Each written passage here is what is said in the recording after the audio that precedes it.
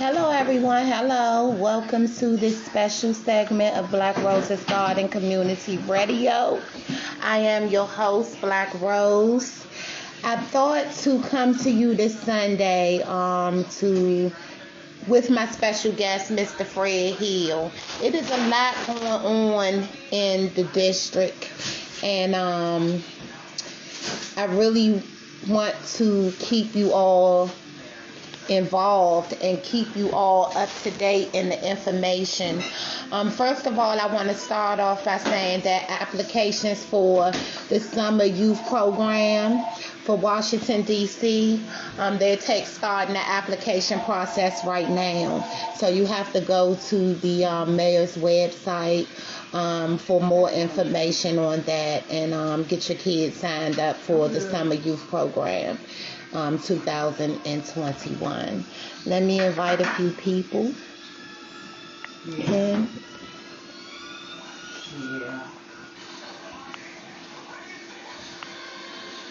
Please share. I'm not able to share, but we got this is a very special segment. I was going to go via Zoom, but I wasn't able to share with Facebook and the other social media platforms.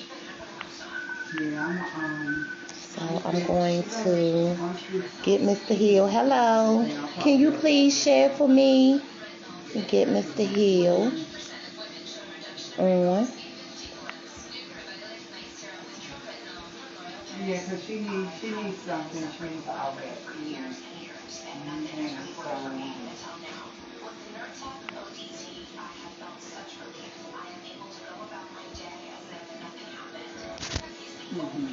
Okay. I'm going to wait a few minutes for Mr. Hill to come on, and then we're going to get started. He's here. Okay.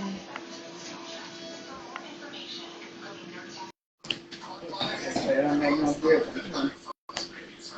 Oh, that's right. Right. Yes. There you go. Okay. Yeah, the devil was going to try to work today, but not today, devil. Okay? It's not happening. Okay? I am so happy to have you today, Mr. Hill. The weather, how you enjoying the weather? Oh, it's all right for me. I just came from outside, and it's not as bad as most may think. We do have some people that still don't know how to drive even when it's raining. Yeah. They say, but it was all right.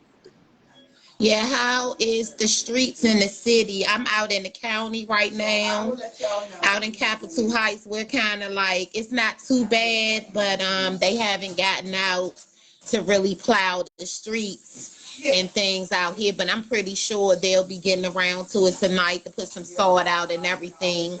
I know it has been a lot going on since the campaign, okay? And it has been a lot going on in my life, but I had wanted to sit down with you and talk to you about some of the things that's been going on.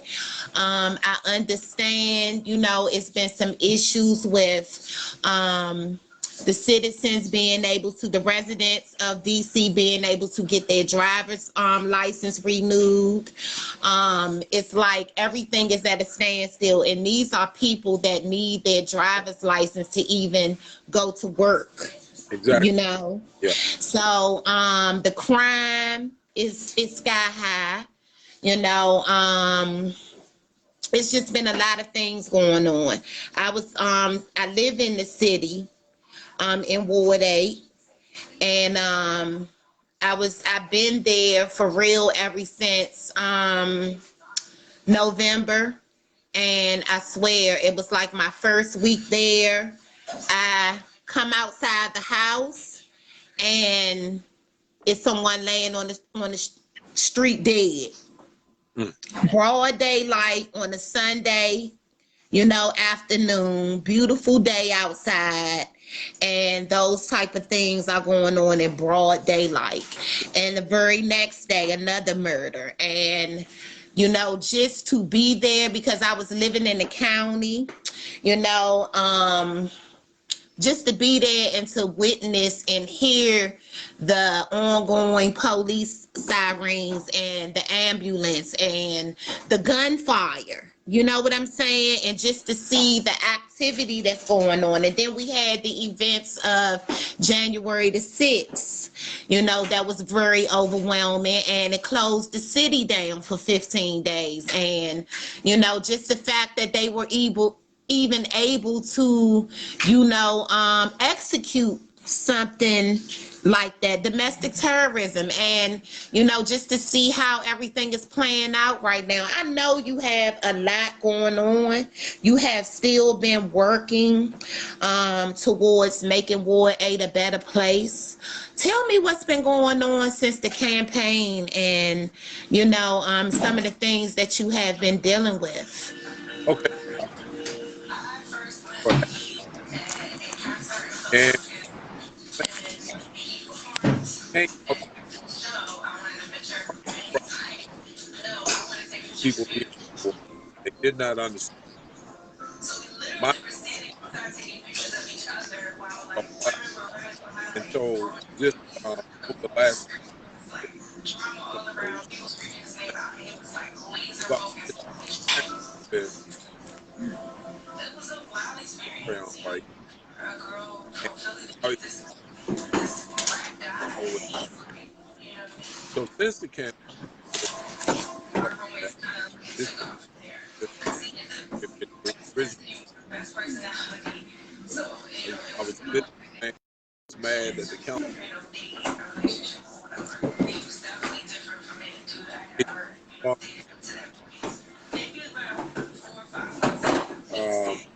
you know, further something they maneuver or some contract opportunities, and nothing could be further from the truth. This city, I wouldn't even go back from where I am anywhere. I'm in 6 different states. That's what I was after. But the things that happened after the campaign was quite as the thing that led me to start. And what we need here for throughout the thing, people needed to understand that was that should have been measuring tools for them throughout the campaign season. Because if you're going to be crazy enough to pick someone because you like them,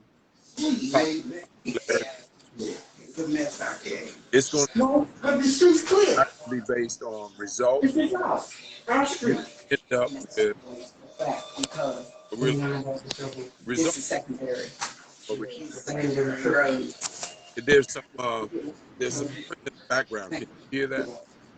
Mm-hmm. All right. Do we know? Is it a little better? Yeah, that's a little better. That's a little better. Okay. All right. So some of the other things that took place, I never stopped working on things I was trying to help as many people as I can. Two, that center around the crime. The things that I mentioned back earlier, when Houston was still here, the ward should have more. Mom, can you turn the TV down a little bit? There's people that don't like the idea of have monitoring to that, but it's needed. In the United States military, there were things that we experienced in Lebanon that right now would benefit those people in Ward 8 and across the city. Because you're less likely to do something stupid if you know that you are that you're being monitored. And when you do that, you increase the opportunity to get a little better hold and managing the crisis that we deal with right now. A case in point is the example of what took place when Mr. Wade was shot just last week on Good Hope Road. There was a whole camera that captured the identity of that car, which I believe it is integral for the police officer to catch one of the shooters. And this is an example of what I've talked about for so long. You didn't hear anybody else talking about it. They wanted to talk against having that kind of monitoring. And these are city streets. I'm not talking about in your house and in your backyard with a camera, but the city streets, many people don't know, Washington, D.C. has over 1,000. Ward 8 only had 16. And 8 of those cameras were not working when I talked to Chief Newsom. Throughout the summer, the late spring, and going into the summer, I got a call from the commander and the chief to announce that they were going to be putting cameras, 25 in September and 25 in October, and they were going to evaluate what they might do for November. And it had been approved, and I got the call from the commander saying that they were going to get started with the installation shortly. Call a few weeks later saying, we got a problem. Problem was Charles Allen and his push for funding the police. They took the money that was supposed to be for the cameras away from the budget and said that they couldn't do it. Now, they still got some cameras up, but I have not been able to reach Robert Conley's invitation to give me a call, but I have not gotten a response yet to find out what is the status of the remaining cameras that are needed. Because we're not talking about just stick them anywhere. We got crime going on the same streets every single day, every week. So it shouldn't be that difficult to decide where you need to put the monitoring. Right. So that's one thing. But another part, as I said earlier today, we have a mental health crisis, mental wellness crisis in this city, and especially in the ward of epic proportions. Monies that are not invested to relieve some of our MPD officers from being psychiatrists when they go out to some of these scenes. There was also the issue of where some of the people who were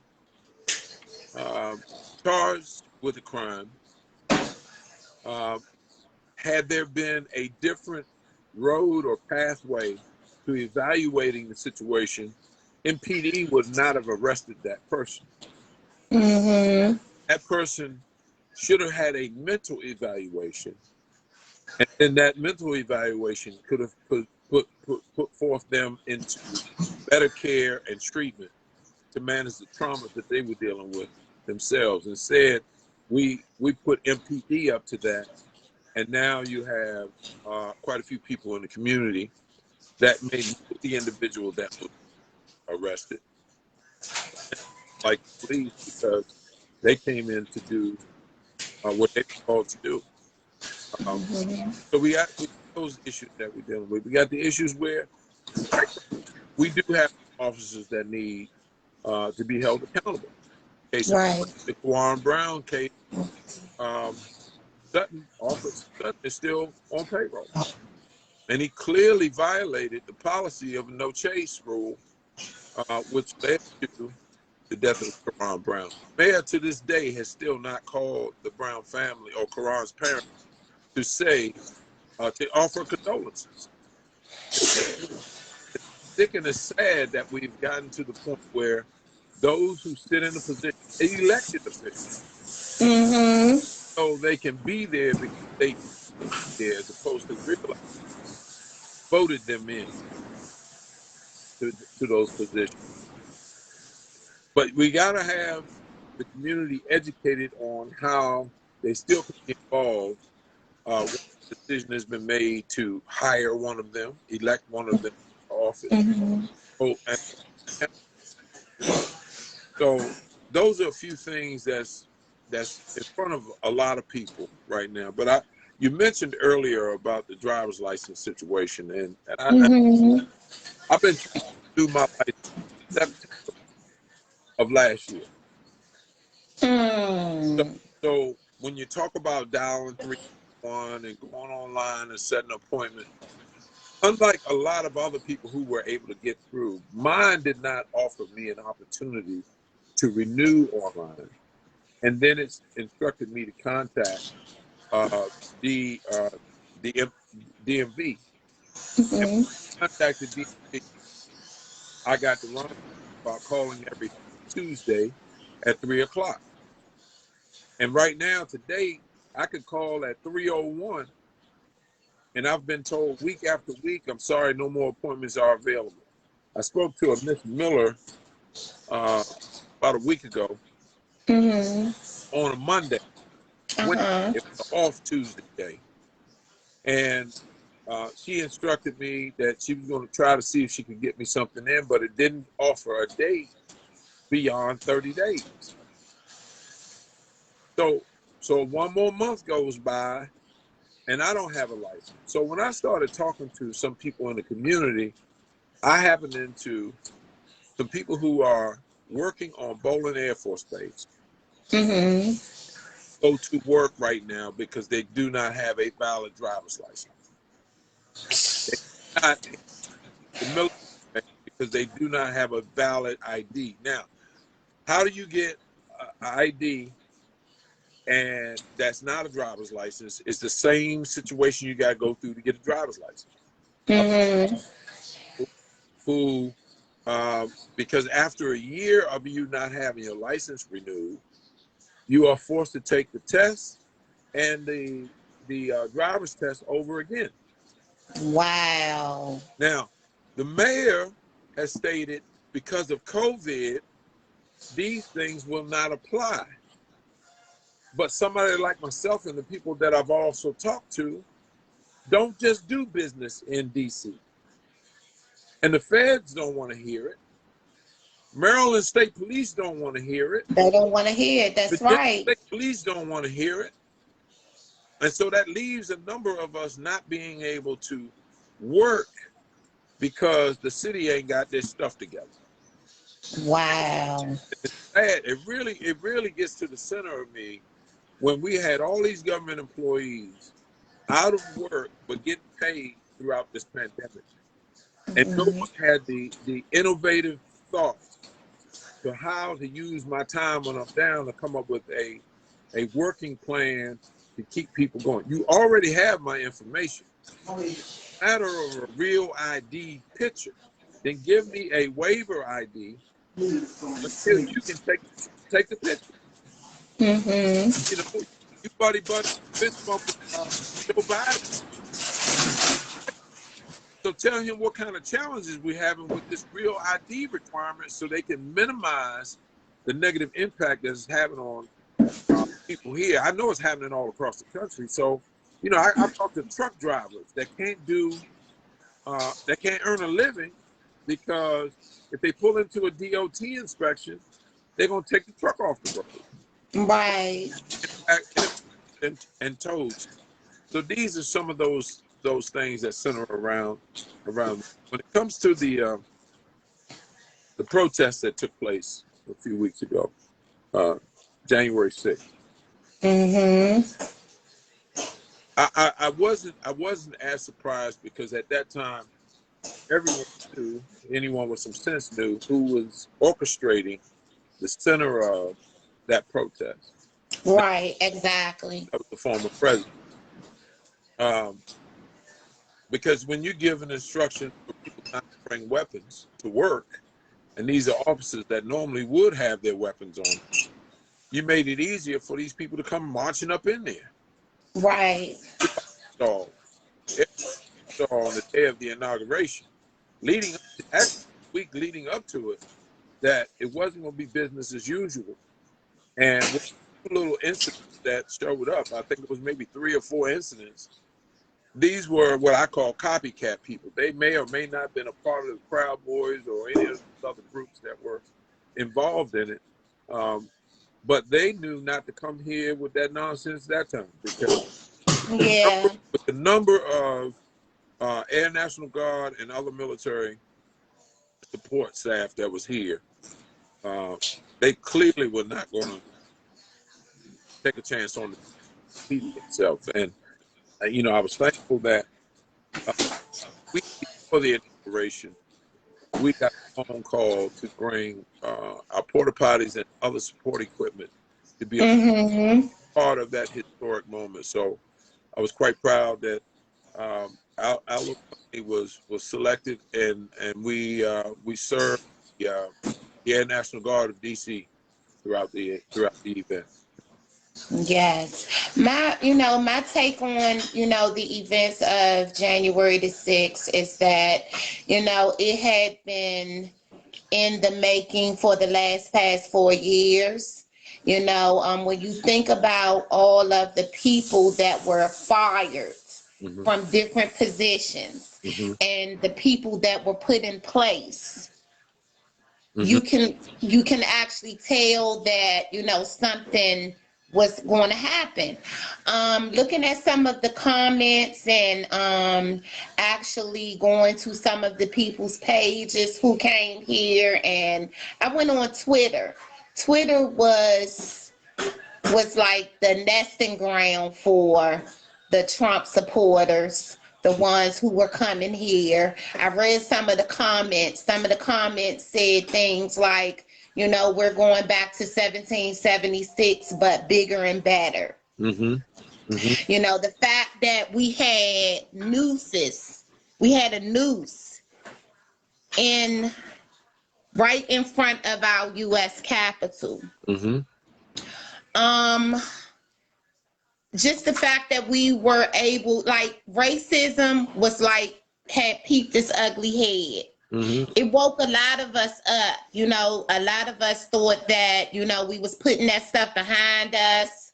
We came a long way. We should overcome all of that crap. But, January the 6th just showed me how far we have not came. That's right. As a race. Yeah. I think that I have just been trying to be more investing of my time in trying to make change. I'm staying on the phones and sending emails every single day to our U.S. senators, letting them know that I will not tolerate that. I believe that everyone involved, including Trump, his administration, everyone who helped breach the whole situation, they need to be arrested and convicted. Yes. Agreed. Yeah, it was just so much, to try to take in. I read that stuff in history books and watched Roots and all of these, slave movies and everything, but to see how that whole thing took place on January the 6th, it just let me know that we have a lot of work to do. It's all about building coalitions, so that we can be able to get this work done. We have a lot to do.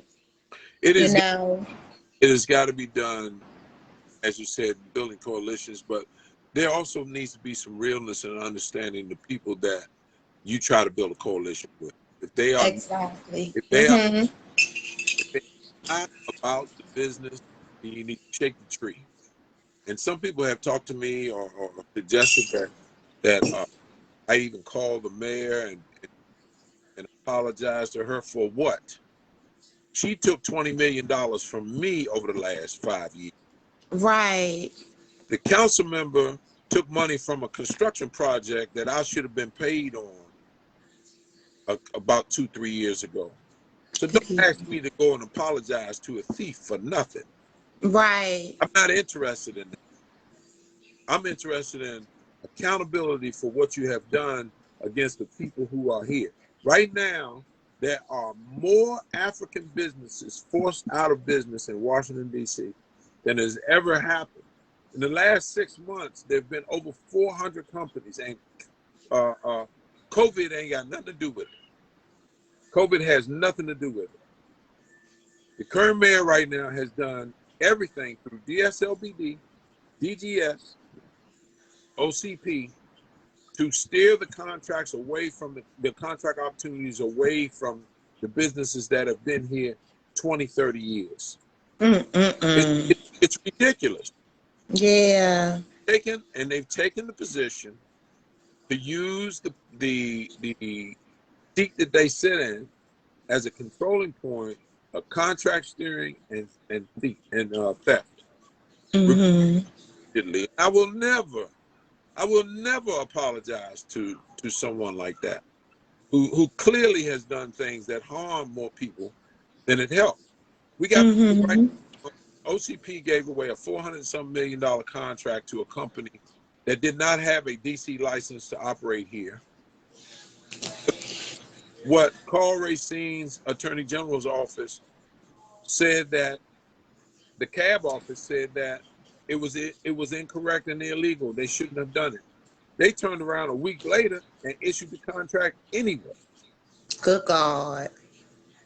So my question then becomes to Carl Racine, what is your next step? I understand that you are an attorney for the city, but you're also an attorney to make sure that the citizens are not harmed by government activity. And there's not enough people raising the concern about it. We'll talk about how we got a high unemployment rate and how we got a high crime rate, but nobody's talking about is what's going on at the top that's causing a lot of this to happen. As I said earlier, those people in our city council, the idea that first and second degree sex offenders, and first and second degree murderers be released early, while we still have some people in prison that have marijuana charges. Good God. You know, it's funny how you speak on that, because I have a good girlfriend of mine of 35 years, right? When she was 11 years old, this happened in, I want to say 82. Her mom was murdered, okay? Shot down like a dog in the street over on J Street Northeast. This man that murdered her mother, in the same swoop, he murdered his brother, okay? This man was addicted to PCP. He was under the influence of PCP when he committed these two murders, okay? Same night, two murders, his brother and my friend's mother. Okay, now he's up for what you was just talking about, how they're releasing them early. Okay, now mind you, this man has not completed any type of program or anything in prison. He has gotten into trouble while he has been in prison, okay, where he has committed rapes in prison of other inmates. He has assaulted guards and just a whole lot of things. And the fact that they're even considering him to be released, you know, this man clearly has not had no type of rehabilitation or anything, nothing at all. Okay, I have a brother-in-law that's in prison right now on a little minor drug charge for real. You know what I'm saying? I believe that if he didn't take the plea bargain, he would have probably won that, you know, and I regret the fact that I didn't talk him into taking that plea bargain, you know, being on that side and seeing how these cases go, because I advocate for the missing and murder. I see how a lot of these cases, you know, we have murderers that's getting plea bargains put on the table for 12 years. Okay. I'm a little bit different on the whole thing. I myself once before was um, in prison and Mm-hmm. served what I had to serve, and my whole thing is what I say right now is what I said yesterday. If Mm-hmm. I serve my time, if I paid my debt to society, leave me be. You Right. what my term was. I completed that. Now leave me be and let me start over. In the same breath, Mm-hmm. to anyone who has committed a first or second degree murder, that means that we do not have any doubt that they were the ones involved and the ones that created the act. Mm-hmm. With those, I'm quite a bit different than a lot of people in this city. DC is a very liberal state or liberal city territory, and Mm-hmm. believes in capital punishment. I think that if you take a life, you need to lose a life. And, Exactly. and these are the things that lead to and lend to a repeat offense as soon as someone gets out. As soon as they're released, these kinds of things can happen. We've seen it over and over again just in the last year. In Ward, Mm-hmm. released them in 2 days, they go out and commit the crime of murder again. And if we're lucky, they're caught. But if not, they go out and they do it again until they are caught, if they are ever caught. So we have a Not to cut you off, I have my administrator of my pages on here. Sister, can you share this live video on the pages? Because I can't share right now. Could you get them shared for me and share them? Could everybody share this live feed? Because this information needs to get out there for all of those who are just joining us. I have on this live with me, Mr. Fred Hill. We're talking about some of the situations going on in the district. Okay. So go ahead, Mr. Hill. I'm sorry. Yeah, that's all right. So when you have a council that overwhelms, they all decide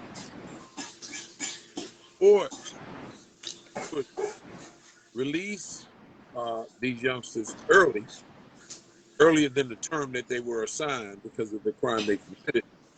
Um, they also did consider the families that have the lost one that's not going to come back after 15. Right. They're not going to be able to see that son or that Mm-hmm. again for the rest of the year. But this person is now enabled to walk. Right.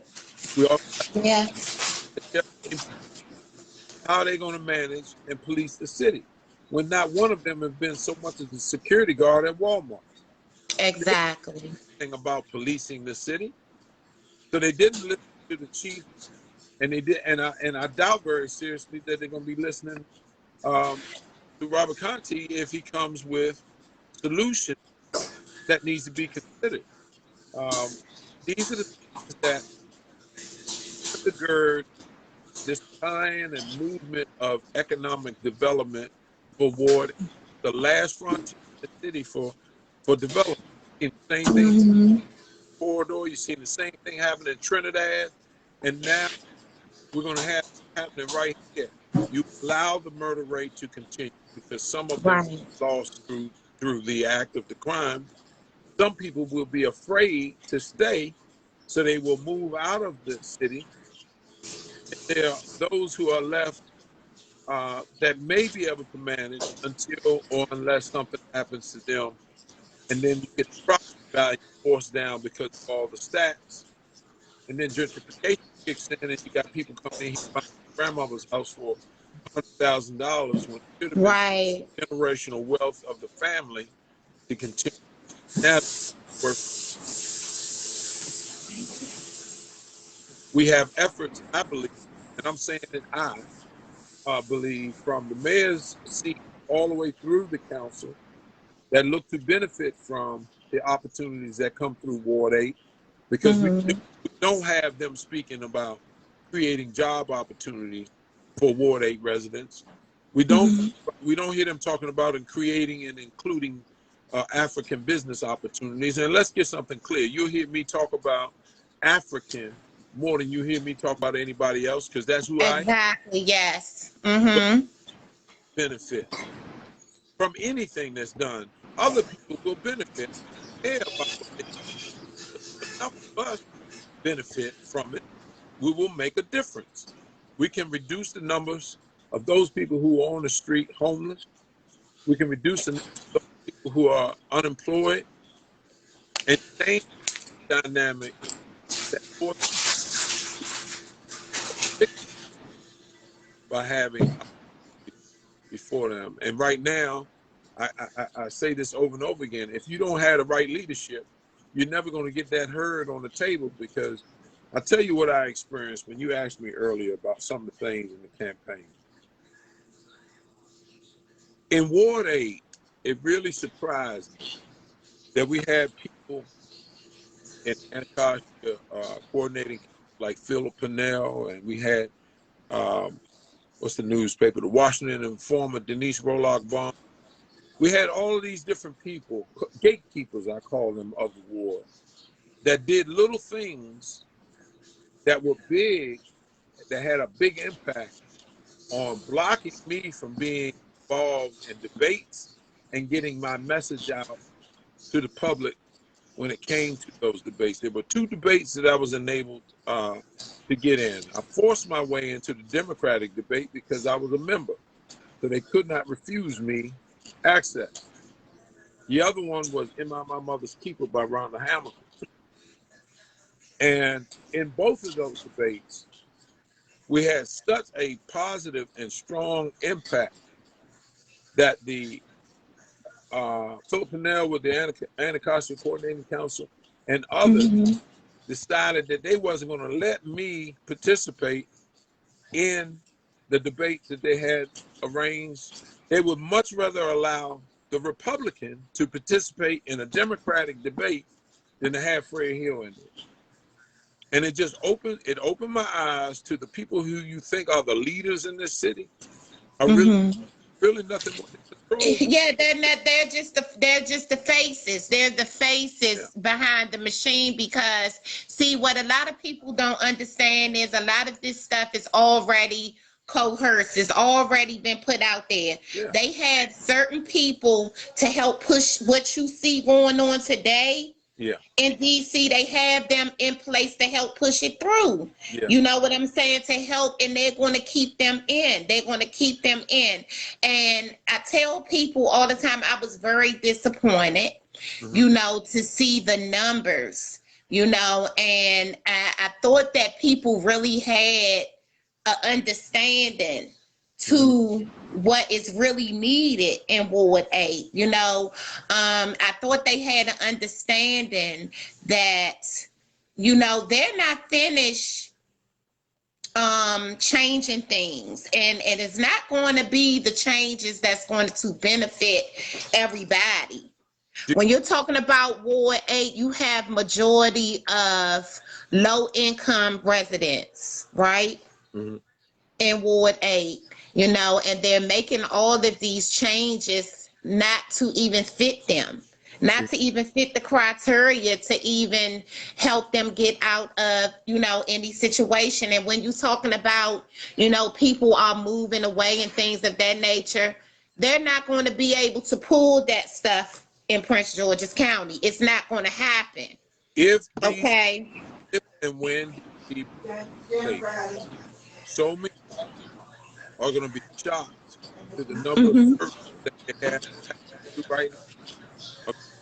All you got to do is, you say, look at Prince George's County, look at the state of Maryland, look at the state of Virginia, and in the country, and you'll find out that there are people that move from other states to DC because of so much that has been given away. Right. But these high numbers of people who are dependent upon government services to survive are going to have the biggest shock of their life when DC becomes a state, because those services won't be there. No, they will not be there. Yes, Yeah. I tried to make people understand what the statehood thing really means. People really don't understand.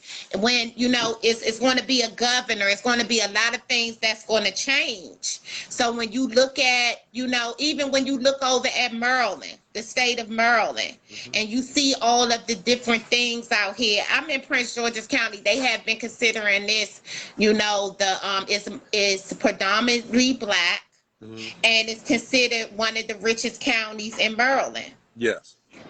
You know, do I see it that way?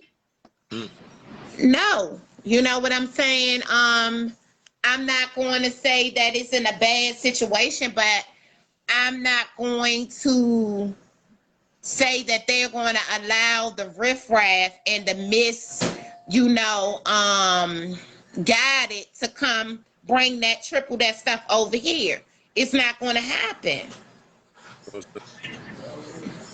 Area, one thing that people need to wake up to is that other jurisdictions don't have to follow a no chase rule.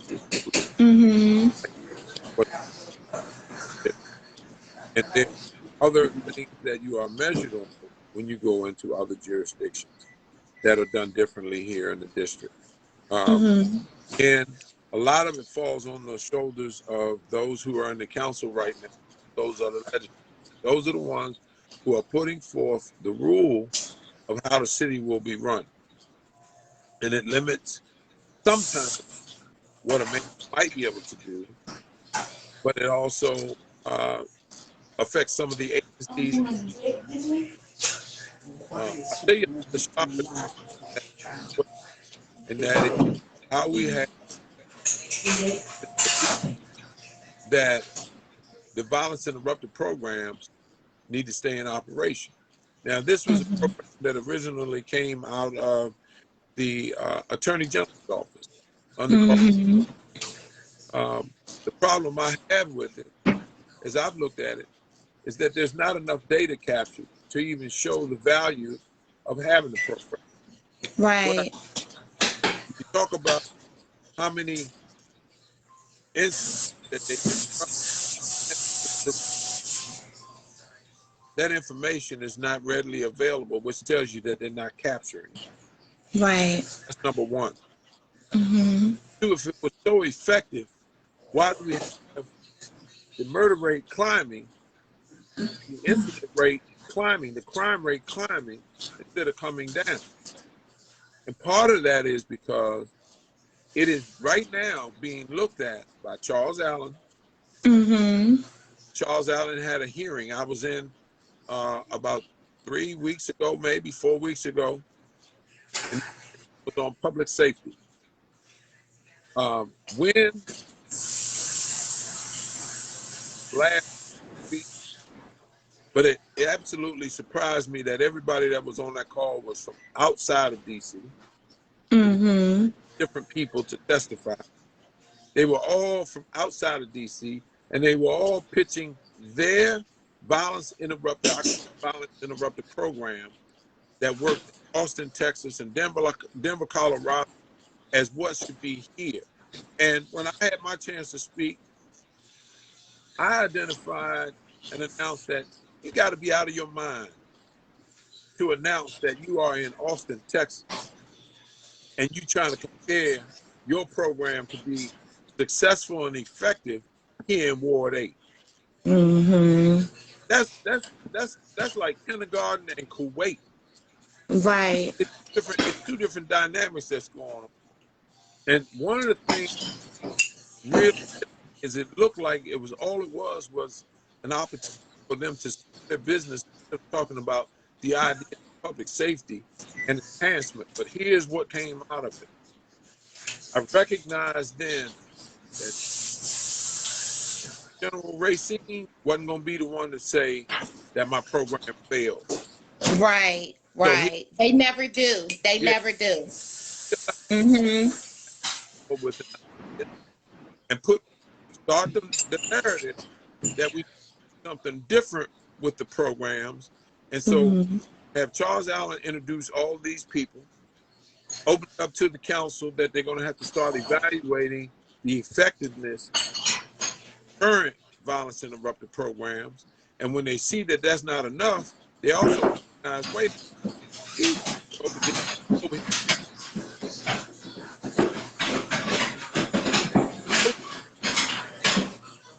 that demanded that the mayor create a state of emergency because of trade in Ward 8. He also, in that same discussion, right behind that, came up and said we need to put more money into the violence interruption program. Now, if they ain't doing nothing right now, what makes you put some more money? That was just as crazy as happened. Yeah, Now, yeah, because those violence interrupters is not doing anything. It's not interrupting the violence. And they're, I mean, they're supposed to be there in these troubled neighborhoods to try to prevent these things from happening. And we have these things going on a daily. We have them going on in broad daylight. yeah. You know what I'm saying? Like, I know that. I know this. There's not going to be much time that goes by before are going to find a different line of employment because it's not. They've already started the ball rolling. You don't hear the attorney general saying anything about it. mm-hmm. This is how they move in this city. So the people who are getting those $1 million grants and these right now, they see you when you turn around and get your grant money, and then you take off to the islands and you go out there and you renting jet skis and having all this fun. They pay attention to that. You all over Right. showing what you did, but at the same time, they're measuring what you didn't do when you was here. That's the life of those programs. They ain't gonna all be. I can tell you this too. There was not one person on that call that was black that owned one of those other violence interrupted companies. Every single one of them was white and outside of this city. And they even had the nerve, the audacity to say, we're going to be in the community. We're going to also be of the community, sharing how we're going to be like the people in the community. How you going to do that if you don't live here? Right. You're not part of what's going on. You're going to be a new business opportunity coming in here to take the money out of the city, just like they've been doing with some of the other contract opportunities that's going on. So, it's time for people to wake up. The one thing that I can tell you is I know so much about what goes that anybody listening to me right now can find out the same thing. All you got to do is pick up some paper and read. I'm not about a newspaper. I'm talking about the information that's available to you, public, free of charge. It just takes some time to investigate and understand. And you'll come to understand why I'm so bothered by the actions or the lack of action from the council. Mm-hmm. That's what I was getting ready to say. Lack of All action. And all the cheerleaders that want me to just Mom. have a y'all moment and move on past it. Look, we ain't moving past Donald Trump, and I'm not moving past this one either, because there are so many people that do not even understand that what's getting ready to happen to them, they actually signed on for it. Right. It's coming. Mm-hmm. It's coming. So, all I can say at that point in time is that you get what you pay for. Mm-hmm.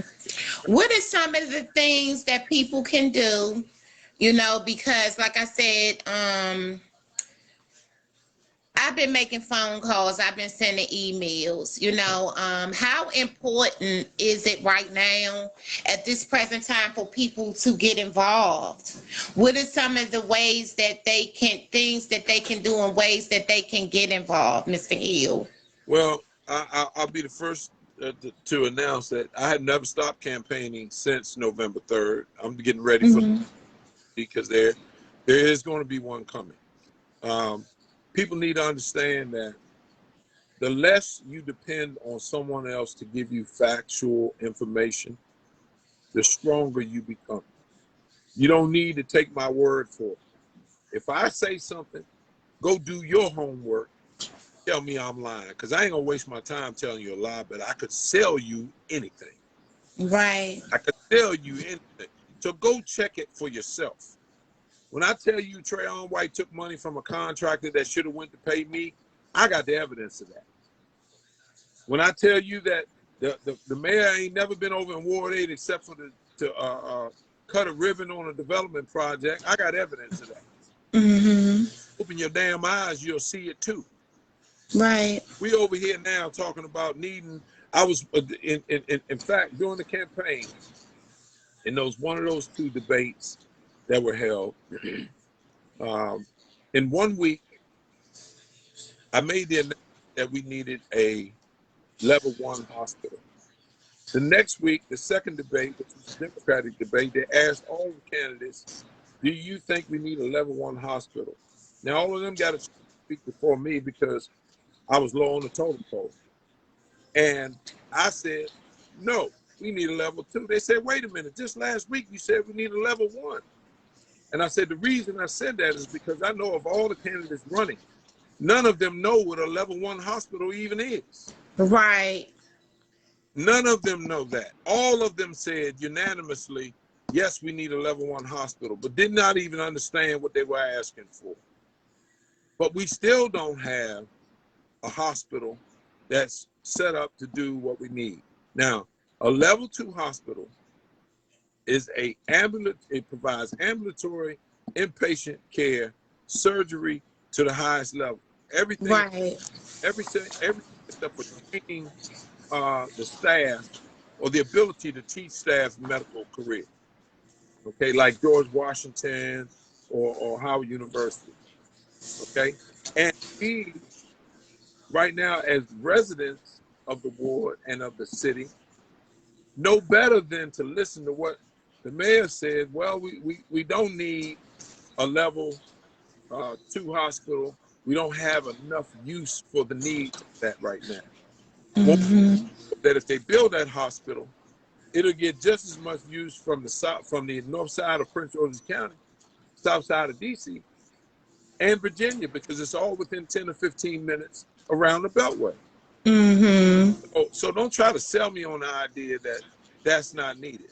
If we had the right representation in this ward, who was absent at both opportunities to speak on that, then there would have been another voice within the county to say, Madam Mayor, you can't do it that way. You need to do a level 2 hospital, not a level 3 hospital. Now, I just Right. with some people a few weeks ago who assured me, and this is crazy, who assured me before that they were the ones who wrote the plan. Mm-hmm. They were the ones who wrote the plan for the hospital, and that is actually already approved to be a level 2. And I haven't seen evidence of that yet. But it wouldn't surprise me to string everybody along, and then the right opportunity supporting the right person, you announce that this person has found a way to bring forth a level 2 hospital. Right. And these are the games that they play with us. Mm-hmm. And I see people chiming in saying we're getting a new hospital. This ain't about what we're getting. This is about how long it took to get here. And getting a new hospital is not saying what I'm talking about right now. A level 2. If you don't know what it is, go look it up so you can understand. These are the kinds of people that we have here in this city that are satisfied with what's in front of them presented, but then they're not surprised, or they are surprised when they don't get what they thought they was going to get after the ball gets going. This whole layout of the St. Elizabeth campus, Berry Farms, the bridges, these construction projects that are going on, the things that are happening on MLK, this wasn't something that was just done a year ago. These are 5 to 10 year plans. Right. Laid out long before.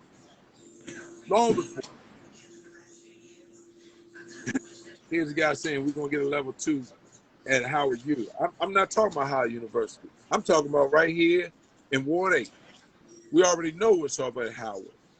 That's part of that plan I was just talking about. Mm-hmm. So people need to wake up. They need to understand it's a ridiculous idea to think that a trauma is going to happen here in Ward 8. And this is what the mayor said when she first announced it. She said that if you get shot, we're going to stabilize you, and then we're going to take you to one of the level 1 hospitals. We'll transport you to one of the level 1 hospitals. And Mm-hmm. of the people who die, not just from gunshots, but trauma, high-level trauma, die because they die in the transport time. When it can take you 35, 40 minutes to get to Washington Hospital Center, GW, Howard University. You die during that transport time. Because every second counts when you're talking about high-level trauma care. That's another reason that hospital needs to be here in Ward 8, like they've planned for it to be, but it also needs to be a level 2. Mm-hmm. Lord have mercy. But So when is this new hospital supposed to be coming? I Well, haven't, the update. Someone just said that they're bringing Howard University to Ward 8. it really doesn't matter who is it. First, it was supposed to be GW. Now, I've just seen someone saying that it's Howard University. I haven't seen any evidence of that it was switched from GW to Howard, because Howard has a project going on right now, rebuilding of the new hospital. So I don't know that to be factual. Nor would I waste time even checking it out, because my issue is that it needs to be a level 2 hospital here in Ward 8. Now, what announcement has anyone made publicly of a decision-making position to say that Mm-hmm. Howard be the person? GW was what they sold us on a few months ago. And if it's going to be a level 2 hospital, when did they decide, since last year, from a level 3 that it's now going to be a level 2? Mm-hmm. When did they inform anyone of what was going on? That would have been big news, because there's so many people who called for it over on this side. But as I said earlier, when I talked to the person who said they wrote the plan and that they knew it to be a level 2, that was almost 2 years ago that they were there. And after being there 2 years ago, something is not right when you turn around and come out here after that and try to sell me on something lesser than what we have. Why would you do that? What's Right. the purpose behind that? And those are the kinds of games that some of our political leaders play. Mm-mm-mm. The crime is it kicked into full speed ahead 2021. A good friend of mine's lost his daughter. um she was the first murder of 2021. Last year in the country, we lost over 50,000 people due to gun violence Mm-hmm. in the country. Mm-hmm. um do you see this year changing a little bit or getting worse? Because when I look at the statistics from last year, how we started off a little slow last year, with the balance. Do you think that things are going to still get worse before they get better? I'm always hopeful that that things will get better. But what supports the hope is the actions that those legislators, those people who actually made the decision to release some of these people, uh, get wise and come back with a tighter piece of legislation that's going to actually manage what they set up things for. As I said, Mm-hmm. Allen 2 years ago was the very person who said that these same people he's calling for to be released early now, he was the first person 2 years ago to say they needed to get more time for the crimes they committed. He's like a fish out of water. And what does that come from? The reality is he's lobbying for somebody else. It comes from, why would you switch up like that? Now, I was very happy to hear Joe Biden, President Biden, announced that no more federal dollars will be used in private prisons. Because Mm-hmm. that was the hustle. Yes. When you want to talk about what's a Mm-hmm. hustle, that was the hustle right there. That was the Right. that was the new day slave channel. That was the New Day slave channel. Lock you up, ship you off to one of these private prisons, and then let that territory or that state get paid for you shipping that prisoner to them. Then they turn around and use that prisoner's labor to do other things, just like they did when they brought us over here from Africa. Mm-hmm. Get other things. Those same actions is what took place. Why was so big all across the country. I was absolutely sure that no federal dollars will be in private prisons. And this is the beginning, I believe, of where, if he stays on the track that he started right now, we will be Mm-hmm. much better. And I believe once he finds out that the mental wellness of many of who are, once that data is introduced, I think that we'll begin to see that there are people who were wrongfully convicted Mm-hmm. for crimes that they did. Had they received a different level of evaluation before the crimes they committed. Right. When we look at poor communities, it's just not synonymous to say that just because there's high unemployment, it's going to be automatically more crime. It's other factors that play into that together. You know, from the diet that you have to the housing that you live in. Mm-hmm. You know, all of these things undergird a decision to want to go out and create a crime. Mm-hmm. And when you don't take a look at everything involved instead of concentrating on one, you leave certain traumas unmanaged. And you send somebody to jail for 2 years or 5 years or 8 years for whatever they did. And that same trauma has not been managed the whole time they were away. Yeah. My friend, like I said, my friend of 35 years is going through that right now. They gave her a call and told her that they were considering releasing the man that killed her mother. You know, and like I said, just with his background, knowing that he has committed other crimes while in prison, no rehabilitation, he has not completed any programs. To know that he's been sitting in prison that long and has not made, has not even been forced to even commit, to even, get into any programs and try to make things better, but you're going to consider him for release. I have a grandmother, Miss Floressa Cook. Her grandson was murdered. He was reported missing back in 2017. His body was found 9 months later along Suitland Parkway at Forestville Road. They put a 12-year plea bargain on the table for the man who murdered her grandson. Yeah.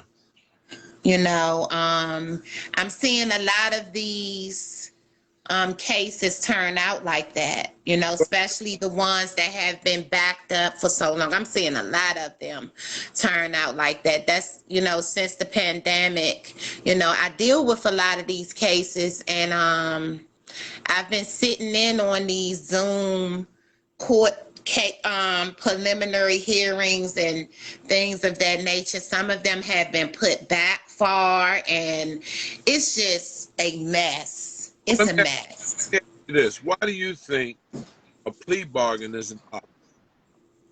And then I'm gonna. I think that a plea bargain it should not be put on the table for a murderer. A plea bargain is put forth because the prosecutors don't have the evidence to convict the person justly. Well, this is the thing. This is the thing with this particular case that I'm talking about.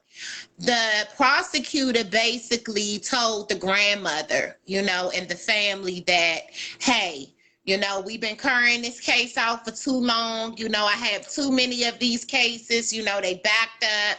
You know, getting this time is better. I'm trying to move ahead with this case. Getting this time for him is better than not getting any at all. You know, those type of things. Well, like, Not the fact that they, you know, even tried to fight. You yeah. know what I'm saying? You know, it's just the fact that, like, I stood there and listened to him tell that grandmother that. Yeah. You know, I listened to that, you know, and it was no compassion. It's like, okay, yeah, we just piled up. Okay, and I'm trying to move this, you know, I got other cases I have to deal with. That's something that a family do not want to hear. They should not have to hear. That's right. You know what I'm saying? They should not have to hear. And then when you have these situations like last year, 2020, a lot of those murders, okay, that was committed. They were committed by people who were let out of prison, who had violent offenses, who should have never been let out of prison. You know, they let these people, these murderers out of prison, and they left the guy in prison who might have had 18 months left on the drug charge. Or right now, as I said, I know people right now that still got, they got marijuana charges. Mm-hmm. But they still in jail. I know have had different crimes concerning bank transactions or something. Mm-hmm. They still in jail. Yeah. They're not as much of a threat because the crime they committed didn't even hurt the life of someone. It may have hurt their pocket. Mm-hmm.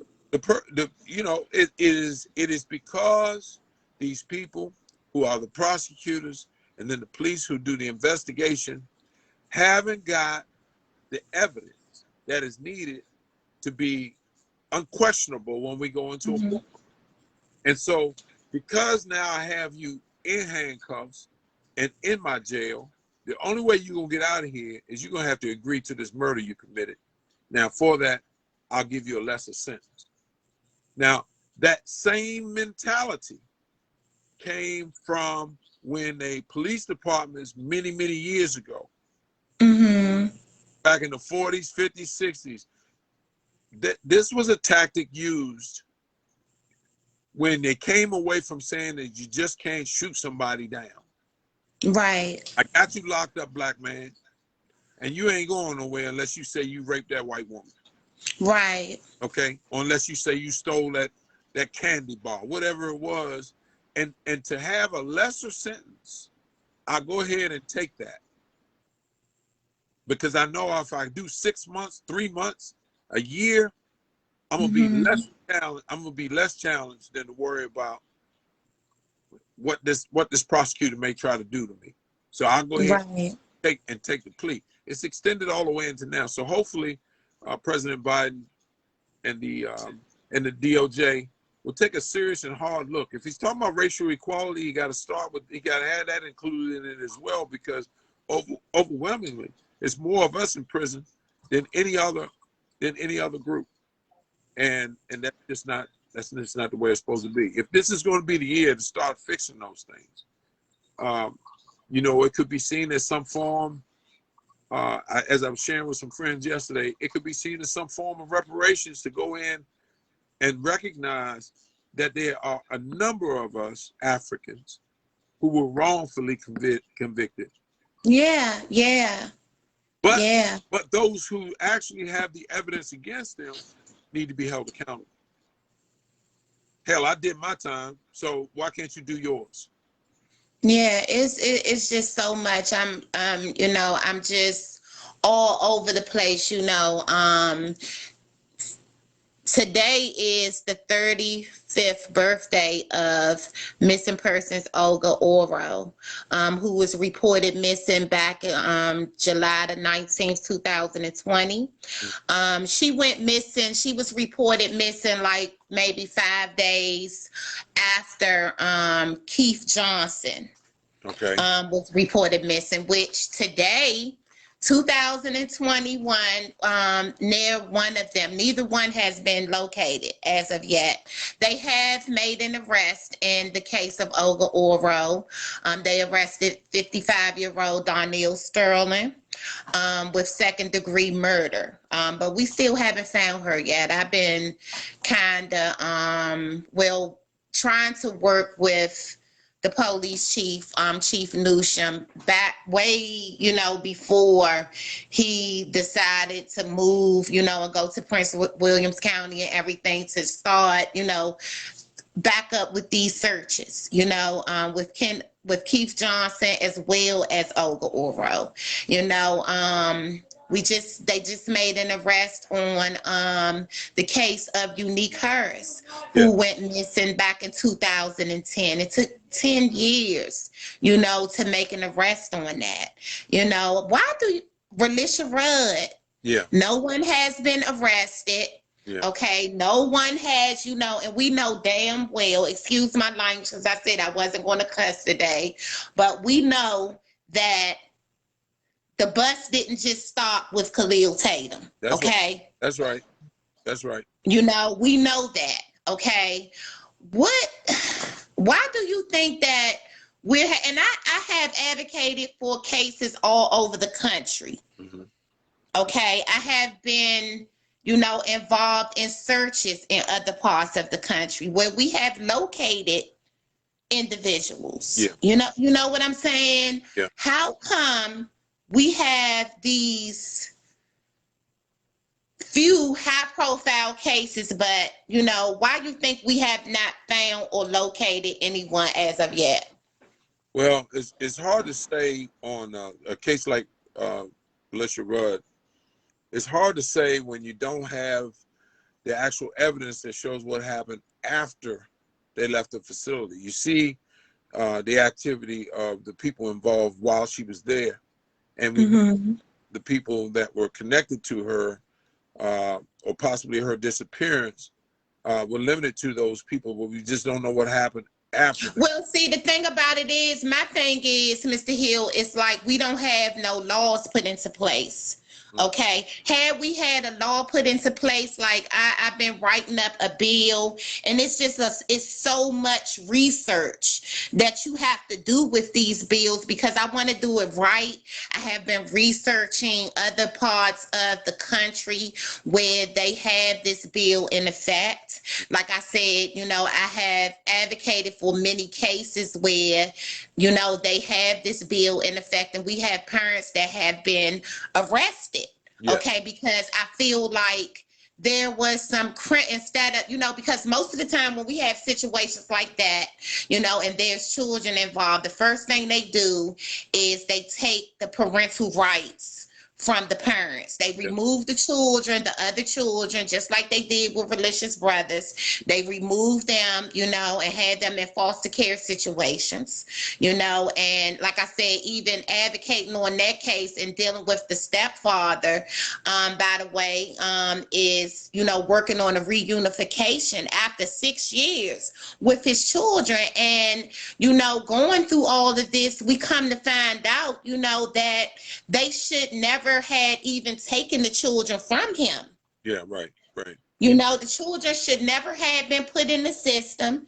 The mom had already, given her parental rights up. They didn't even have to take the parental rights from her. She willingly gave them up. Yeah. Okay. We know that, sex trafficking was ruled out. We know that, weeks after Relisha's disappearance, it has been put into homicide. Relisha's case is a homicide. Yeah. Working these cases, I come to understand that, when it's cases like that, by law, you have to wait 8 years to even say that this person is most likely dead than alive. Even knowing that it was a homicide involved. Mm-hmm. That's what took place in the case of Unique Harris. They waited 8 years to, presume her dead. I have another case that I'm working out of Baltimore, Kia Eggleston, who went missing in 2017. 8 months pregnant with a breech pregnancy, and 2 weeks after her disappearance, with limited search, they put her case under homicide. Yeah. Haven't located her yet. You know what I'm saying? It's just, It's very hard to kind of stay in my lane because it's just so many different things going on. And that's why, I go back to building these coalitions. I feel that right now in this time, it is very important to build coalitions. It's like, we have a revolution going on right now and it's being televised, and I feel like I have did my part.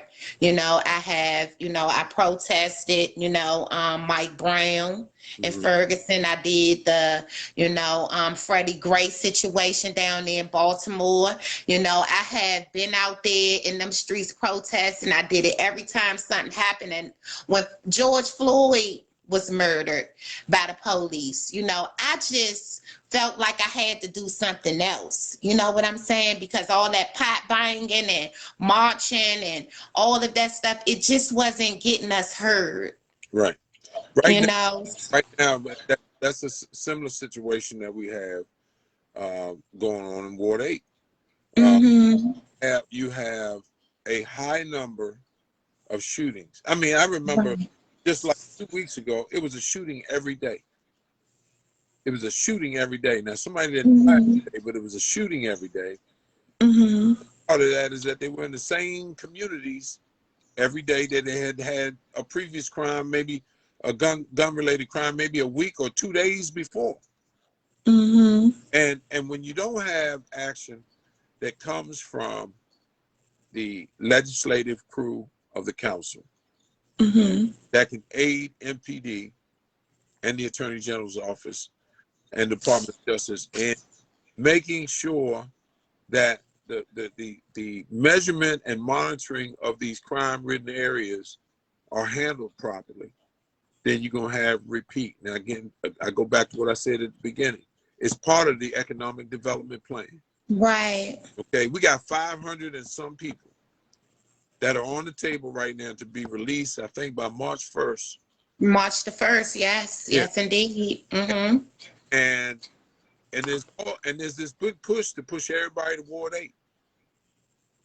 It's not about Charles Allen don't want them next door to him, or in some of the other areas. They don't want to spread it out. They want to push them into the same area. And I'm concerned that when they do that, if we don't have the right leadership and the right presentation to fight for everybody over here, then those other 12 council members are going to have their way, just like they did with budgets, just like they did with the hospital hearings and those other things.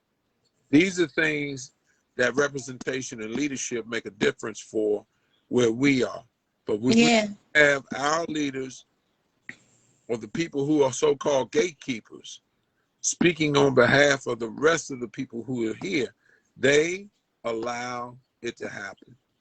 Yeah, I believe, like I said, I'm a strong believer of participating in the process. I used to finger point and blame this politician and this elected official and this and that until I learned that we as the people have to be, the ones who want to make the changes, right? So Involved. we have to participate in the process. We have to hold these elected officials accountable. A lot of times we sit back and we complain.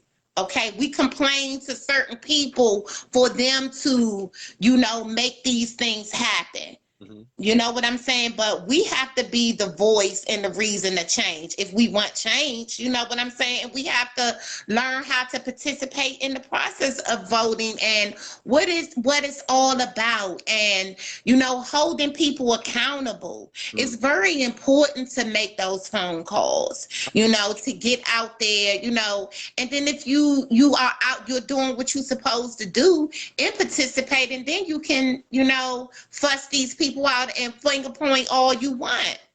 I was on other radio show earlier today, and I made it perfectly clear that for anyone to think that Brown White would have the answers to how to rid the crime in Ward 8 or make any changes along those things, it's not up to one person. It's just Mm-hmm. one person. Uh, Right. I don't hate Trayon White. I just don't like him for what he did when it came to my business. And Mm-hmm. I've seen that it had an impact on people here in the ward. But when you look at the problems that we have right now, we don't have emergency. We need a leader that's telling the people in this community that you've seen something, and the only way we can get this fixed is not that you become a snitch. You have to report what you see if you want a better life. Because you would do that if a white person was walking down the street. You call your neighbor and say, do you see them walking their dog? Where they come from? You'll have a conversation about that, but you'll sit right up there and watch your son bring a gun in the house after shooting somebody and hide it in the same place that he always puts it, but won't say anything, and you know that. These are the people that keep getting away with committing these crimes when it comes to the guns here. There are other things that the legislators can do, and I go back to saying it again before. I called for cameras to be all throughout Ward 8. They approved 50 cameras. I have yet to see that all of them are up where they were. Since Chief Newsom left, I've been waiting for Robert Conti to contact me because I want updates. I'm going to be reaching out to the commander this week too to see what the plans were and why haven't they? Because I know that the addresses that were given to me before, them cameras are not there. There's a few of them that have been installed. And for those people, again, I say that don't really care to have their streets monitored, then you're gonna get what you pay for. Because you're not gonna be that person that's gonna protect your neighbor when you're out here talking about defunding the police. You ain't gonna run over there when something's going on. You're gonna look out the window if you do that and talk about it the next day. You know. Can I ask you something, Mr. Hill? Because I feel like, looking at things, I feel that it's going to take joint effort, right? It's going to take joint effort. It's going to take us, the communities, the residents, the citizens of Washington, D.C. to stand behind our elected officials. Have you ever thought of, I know that you and Trayon have a past, you know what I'm saying? Y'all have some, discrepancies with each other. Have you ever, thought to sit down, like I'm talking about today, 2021, you know what I'm saying? 2021 with a new look on things, having an understanding to what's going on. Because like I said, it's going to take group effort, right? To get push this whole thing through. Have you ever sat down, in today and talked to Trayon White? Being a community leader yourself, a business owner, a person who has brought a lot of jobs toward jobs to the community, period. Have you ever just thought of just trying to just push all of that stuff aside, right? And just, trying to sit down and just speak with him to see if y'all, because like I said, it's going to take group effort. It's going to take joint effort. It's going to take us as the citizens, you know what I'm saying, to connect with our elected officials. Have you? So let me tell you undeniably and emphatically that I am definitely not going to sit down with him. He is a thief. Okay? He took money from my company. And him and Jahar Abraham took money from my company through the contracting company. Muriel Bowser took $20 million from my company over the last 5 years. I'm not going to sit down with you when I know that you are corrupt. Okay, so those people who want to keep supporting him, they can go ahead but do that. I don't play games like that. You ain't gonna tell me push all this aside when I was the one who took the hit. Hell no. Right. Wow. I didn't, I knew it was a lot of things going on. I never really, I have my own opinion, you know what I'm saying, when it comes to things, and I have voiced that for years, you know what I'm saying, but like I said, you can lead a horse to the pasture, but you can't make him drink. You understand what I'm saying? So it's like, you know, I'm just trying to figure out other ways to try to, you know, get this stuff, you know, situated, because we got 2 more years. Mm-hmm. A lot of things can happen in 2 more years. Well, one thing that you need to, what I look at is that in 2 more years, there's a number of changes that could happen. DC could become a state. Mm-hmm. And if DC doesn't become a state, then you got a mayoral race, you've got some at-large races that are going to be coming up, and that could present other opportunities for change in this city that can benefit the people of Ward 8, greater than what it is right now. But I intend to be that person in the community that anytime Trayon White comes out to speak on something, if it's not moving this city, this ward forward, I'm going to let you know what I know about it.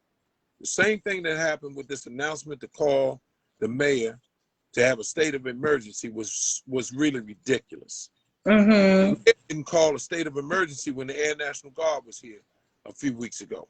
What makes you think she's going to turn around and call a state of emergency when part of the economic drive is to get people out of this ward of African descent?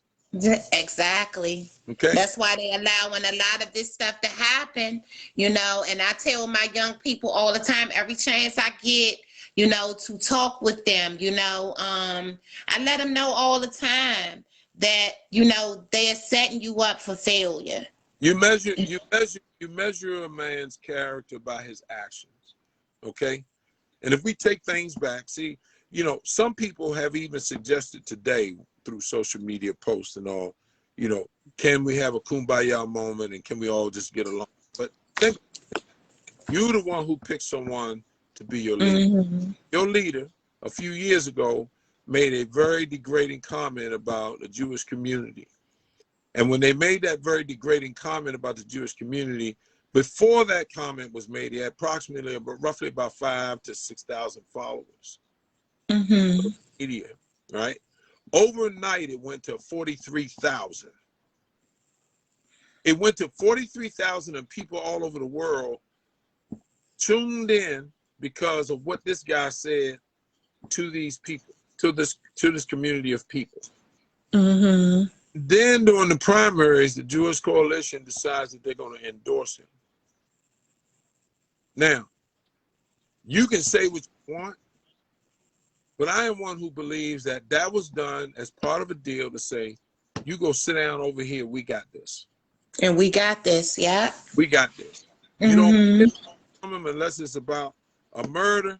It used to be the scenes that he would always show up with after. How about showing up for the people while they're alive? While they're alive, that's the truth. What I talk about when people come and they want to talk about the kumbaya moment.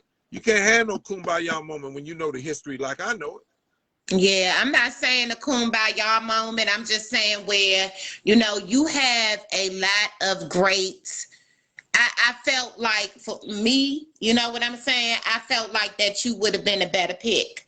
You know what I'm saying? With your experience and everything. But I just feel like I said, I'm not saying kumbaya, but I'm just saying where you make some valid points and you know your shit. I just feel like because, like I said, that it's going to take all of us, you know what I'm saying, to do our parts in this thing. I just, you know, felt like, has it ever been, you know, a situation or even an opportunity to sit down, well, you know? Share this with you. You know, the real position of why there was so much effort by Philip Pennell and other gatekeepers in the city to do what they did during the primaries that led up to the general election. They thought that I was going away from them. That they could not afford to have a Fred Hill in office and control me. Exactly, yeah. And because they had a level of control and involvement, they had to get behind what was going to be the easiest pathway for them, because I don't care who you are. If you're wrong, I'm going to call you on it. That's right. I'm going to own my shit if it ain't right. I'm going to expect you to do the same thing. And when you don't, then you're going to get called on.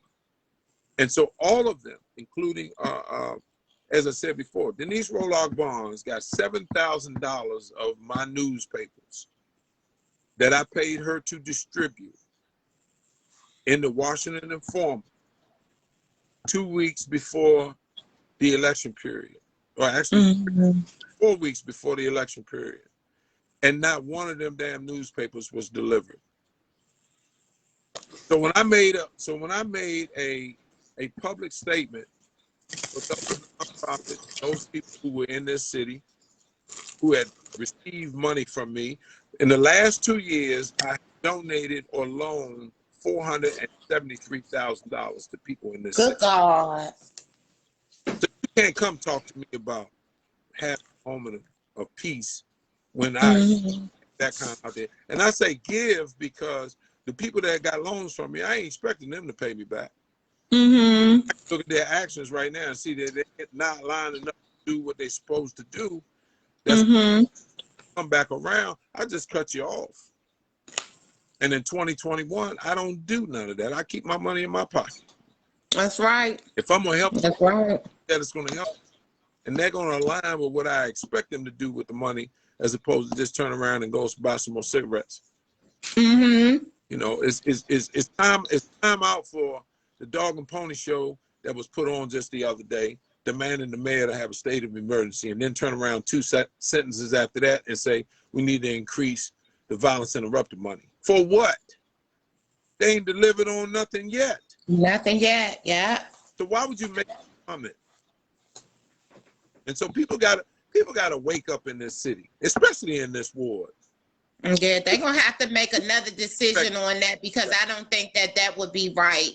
If you have had this stuff around for a long time and it has not did anything, you know, I think they need to rethink that whole thing. You know, that right there, like I said, because, you know, feeling the pain of these families is that shit, making those promises and keep on increasing violence interrupters and all of that type of crap. It is not helping these families or the situations at all. It's on its way. Charles Allen that has that meeting, a public safety committee meeting about a month ago, and those were, in my opinion, they were all there as a job interview. That's what everybody was on. It was 26 people to give testimony. That thing went from 9 o'clock in the morning till 4 o'clock in the evening. And I was the second to the last person allowed to speak, because when I first signed up, I was the third person. But because Charles Allen, no, I don't give a damn about him, how he thinks and what he does, I got bumped to the bottom of the list. But I stayed there the whole time to say the piece that I needed to say. And that's the effort. That's the next effort that's coming to do away with the violence interrupted programs. And Carl Racine won't have to be the one to announce it, because there's going to call for the council to pull that funding, and then they'll reallocate that money to one of those or a few of those other companies so they can do what they want. Like I said, I believe he's lobbying for these companies to give a batch of money so they can do what they want to do. They can do what they want to do, yeah. This is what happens when you take and give someone a $15 billion budget and he manages a $300 bank account of their own. This is what happens. This city, through MPD's funding, has paid out over $83 million to families of wrongful death due to the police. Now, $83 million is a lot of damn money. Yes, it is. When you should really be holding the officers accountable or retraining those officers that need to be retrained for the mistakes they made or the stupid decision that they made. Yeah. I'm not one who that defunding the police is the answer. Reallocate some of those funds to programs that do work, but violence interrupter is not one of them. Let's go back to the events of January the 6th. All that has happened. What do you want to see come out of that situation? Well, I do believe that every photo, every video of everyone that could be touched after that day should be arrested and charged with, Mm-hmm. with at least the minimum of the crimes that was committed for that day. That's right. So that you have video and proof that they did damage or theft or other things that were degrading to the Capitol. Hell, my ancestors helped build that place, and Mm-hmm. I couldn't go in there and do some of the things that was That done. they did. Mm-hmm.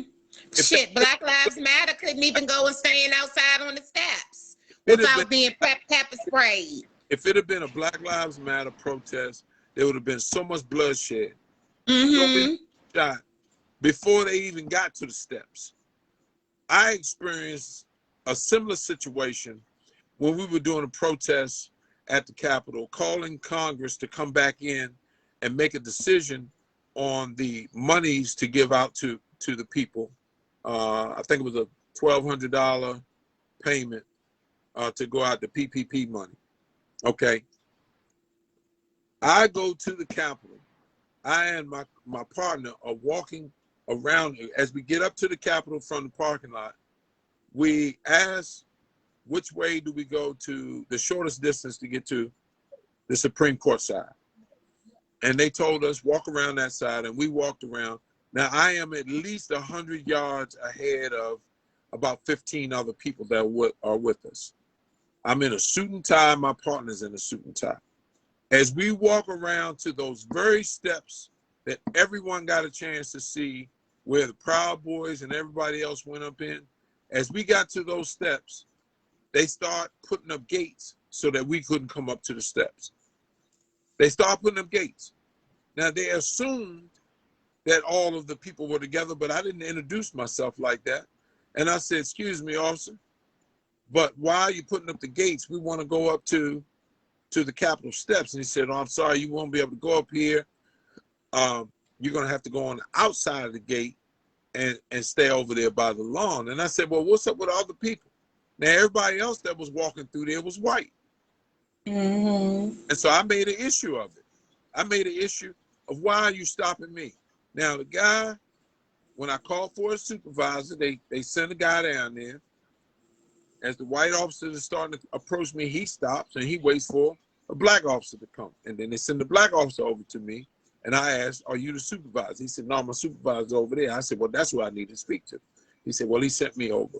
Can you tell me what's going on? And as I began to share with him the unfairness of why I'm still seeing people walk through this courtyard, why are you telling me I can't walk through the courtyard? No one had talked about a protest or anything else at that point. And they still made us go out on the other side. And there had to be at least 30 officers that showed up after that. And it was just me and one other person. And you need 30 police officers.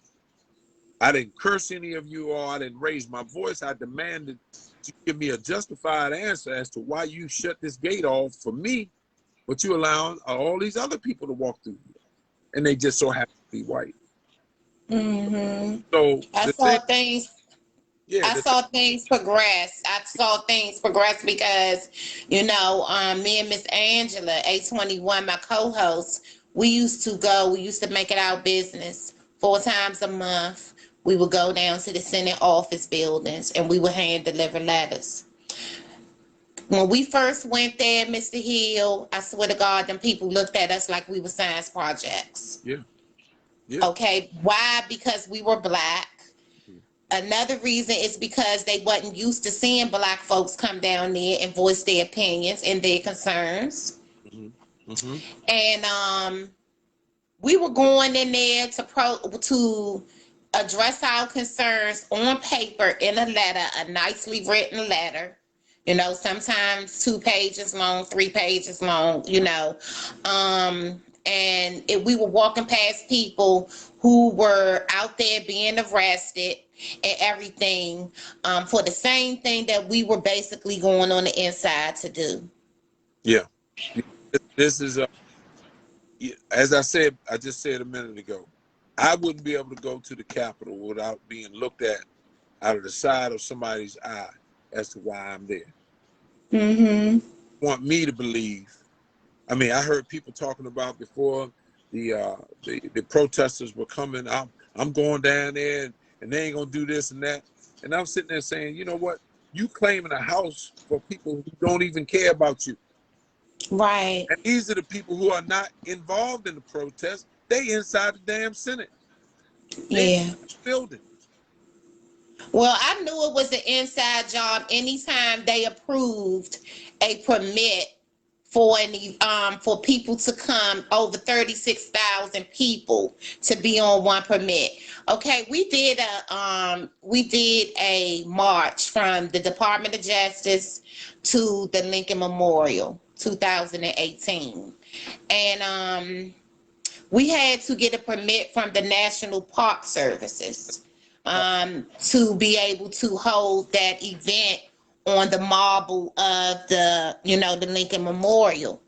Um, we had to sit. It took us a whole year to basically plan that whole thing. It took a long time for them. We had to fill out a booklet this big, go through it, read everything. And it was a mess getting that, Yeah. So, to see all of these people here under these permits to be able to do these things, I knew it was an inside job. Yeah, I mean, it's absolutely clear to everyone who saw it of what went on. But make no mistake, as I said before, this wasn't about a response to a Black Lives Matter request, or Mm-hmm. this was about some of you idiots made a threat against the vice president's life, Nancy Pelosi, Chuck Schumer, and Mayor Bowser. They made these verbal threats. They had this information copied off of Twitter, social media. Mm-hmm. That's what triggered the National Guard. You not coming here with that nonsense now that we have someone in position that can call a different shot. There were two times when I was involved on the mall at a high level. Before the former president came into office, I was doing approximately one, maybe two protests a month. After he came in, I was doing 6 a week. And then the same thing happened when he went out.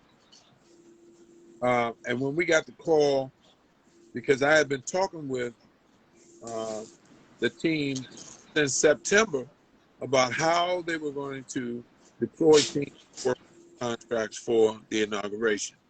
Mm-hmm. Week ahead, we ended up having close to 400 and some toilets out involved to support the Air National Guard and other military teams throughout the time that they were here. And they were here, most people only saw the 1 or 2 days before, but you didn't see the 15 and 20 days before. And they're here right now. They're still here. So, I'm happy to see that we have someone now in office that recognizes, number one, there is racial Mm-hmm. inequality in this that needs to be looked at. There are actions that are already taking place to show that they are serious about getting down to the center of correction on as much as Mm-hmm. we can. I'm not expecting a lot of things to be done all at once, but I am pleased to see what has happened up to this point. Yeah, like I said, I'm going to continue to do my part to hold people accountable. You know what I'm saying? I'm going to continue. I can't wait till outside open back up so I can get down there to the Senate office building, face to face with them. You know what I'm saying? Because I love doing that. And some things have changed, just with us doing those things. And I know sometimes it takes a while, but stuff don't happen overnight, and we got to keep at it. What is your thoughts of the new police chief for DC? He will be sworn in tomorrow. He takes his place February the 1st. What is your thoughts? Been into, the Metropolitan Police Department, started off as a cadet at 17 years old. Yeah. Native Washingtonian, what's your thoughts? I'm happy to see one that we have a true resident of the city. Mm-hmm. And then someone who's been so involved all these many years. It is the center of an excellent effort in life to see that someone who started out at a young age involved, stuck with something so much, loved something so much that he was Mm-hmm. rewarded by being the police chief of the very people he used to work with. And I think that speaks volumes to who he is as a person, and I'm glad to see it. I only hope that there will be the opportunity to speak with him. I know he's got Mm-hmm. a plate and he's got a lot to deal with. I am one who knows how to separate the differences that I explained to you earlier. So Mm-hmm. as long as he comes with the ear to listen to possible solutions, and include the people in the city as much as he can. He can't do it on everything, but as much as he can, Mm-hmm. I think that that we'll begin to have the change that we need to comes to. Yeah, I think he was a really good pick. I have had the pleasure of, dealing with him on some, like I said, on some cases, Mhm. that I have, advocated for. He is very transparent. Mhm. He's, I mean, far as I'm concerned, he's easy to reach. When I had some issues, some of the families had some issues, with some different things, I was able to, reach out to Chief Newsham. He's never gave me a problem. Yeah, Yeah, I'm yeah. expecting that change. I just hope that he's allowed, unlike in the past, I hope that he's allowed to be the police chief. And I hope Mm-hmm. there are recommendations that he makes to the mayor and to the council. They're listening, um, and respect his professional opinion as to what needs to be done to help make it a better place. Yeah. Oh my God, it went a little longer than I expected, but this was a great sit down right here. I'm going to be doing these until I get back into the studio. I'm trying to, follow the protocol of this whole pandemic. Yeah. I'm going to be, via Zoom and doing a lot of these because I have a lot of interviews. There's a lot going on, and I want to keep the community involved and keep them informed in the things that's going on, Mr. Hill. So thank you so much. Thank you for inviting me. I look forward to bringing solutions to Yes. the challenges that we have before us. So Mm-hmm. there are a lot of opportunities, I believe, that are still on the horizon for us. I think that, again, with the new administration in there and the way that they're starting, we can have a different set of eyes on the city, Right. see where the help is needed from the federal side, and, Mm-hmm. and move the city forward. Yes, indeed. We gotta be the people who, we gotta make change. We gotta be the change we want to see, Yeah. as the people, So yeah, this was really needed. Um I'm going to be getting back into the studio next month, and I would love to have you so Okay. we can talk more. And I would love for you to keep us updated, keep my listening audience updated with the going ons. Yeah. Yeah. We would do that. We would do that. I've always, I just been working. Like I tell people, a lot of people say, "Where you come from? I ain't never heard of you before." And it's just that I travel in different circles than you used to. Mm-hmm. So it doesn't change who I am or what I'm doing. I'm just not giving up as much money as I did in the last 2 years. Right. Yeah. Yes, indeed. Yeah. Thank you again, Mr. Hill, You, so much you, for giving me your time. okay. And thank you, Live, for tuning in. Please share this video. Please share this information. You know, I'll be back tomorrow, and we're going to do another segment tomorrow. We're going to talk about, some things going on with the sex trafficking situation. So we're going to get a little bit in depth with the sex trafficking situation that's going on in our country. They have been making a lot of arrests and finding a lot of children, in different situations. And I want to, talk about that. Also, I want to talk more about this vaccine. It is some things going on with that, and I want to know if you all have talked to your doctors. What is your thoughts on the vaccine? Do you plan on taking it? I know that I was a fan of it when it first came out. I don't know what I'm going, I'm feeling some kind of way right now, so we're going to talk about that. I'm going to try to get a doctor so that he can explain some things, the two different types that's out here, because like I said, they have been working on this vaccine for for coronavirus for the past 14 years, so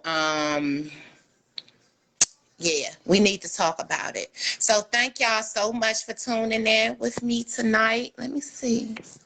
What else? Let's see, Pamela. Thank y'all so much for tuning in. Let me see. Pamela, would you like to come on before I get up off of here? Let me see. I'm going to try to invite you. Because I'm going dead, but I would love to hear your thoughts.